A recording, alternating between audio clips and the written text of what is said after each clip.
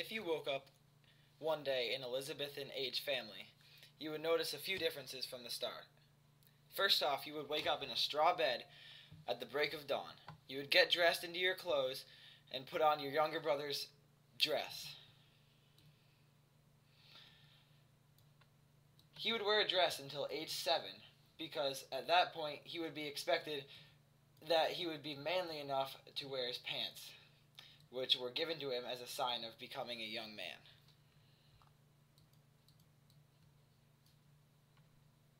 Breakfast, which was most likely accompanied by a morning beer because water was very unsafe in this time. Your father would go to work to support the family, as he's doing here, and in this case, he is a clergyman because he's bringing a Bible. Mother would most likely stay home and take care of the house.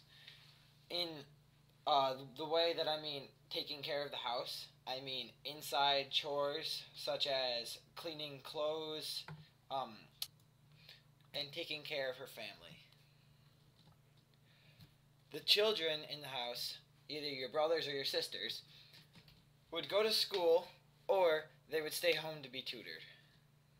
You would also do the same thing, although these roles did vary throughout social classes. If a father was in a lower social class, he probably would not hold a high enough position as a clergyman or another high-ranking job, and would probably hold a job closer to a farmer or a low-class merchant. The class you were in, you would likely have a very strong relationship with your family. The children would be at the lowest of this relationship tier, and they were responsible for serving and doing many of the chores in the house and becoming a great heir to the family and supporter for their own family. The mother was the second person on this tier list. She would have control over the children, but would still be under the control of the father and would most likely have to stay home. If she did not have a husband, it was very suspicious for her to be single, but if she did not have a husband, she would be controlled by a male family member. However, if she did have a husband, her husband would be expected to support them financially. Their financial status would also correlate into their social status, so it was very important for the husband to make a lot of money if he wanted to have a high social standard. All in all, the husband's role was to make their family's life better for his family. If it was a poor family who didn't have a very high social class, the children would most likely be sent off to an apprenticeship if they were boys. They would be apprenticed for many years under a master to learn a certain skill, and then later on use that trade to support their family. However, if they were girls, they would be sent off and probably married to a person of their father's choice. It wasn't directly said that their father made the final choice, but their father really influenced their decision in who they were going to marry, and it was practically a forced marriage. Once the girls were sent off and married, they would have almost the same relationship as the children do to their parents as she would to her husband. She would be loyal to her husband, but mostly controlled by him. She would have to stay home and do the chores of the house and take care of the family while he went out and worked all day. The husbands did even have the right to beat their wives if they didn't obey them, which also shows the power of the husband over the wife and shows the abuse that was able to happen even though it was completely fine in their culture. In the Elizabethan era, the father had the most power, and for all the other people in the family it was pretty unfair because they didn't have much say over what they did, and the father made all the choices and was the only say in how the family was looked at in the social system. During the Elizabethan era, children went to school in certain universities, one of them including Oxford, if that was a very prestigious university. that was very established for its education. But what was taught in schools for at least part of the class time was religion, and this was a very important part of life in the family and at school. During the Elizabethan era, the religion that was established was Protestantism.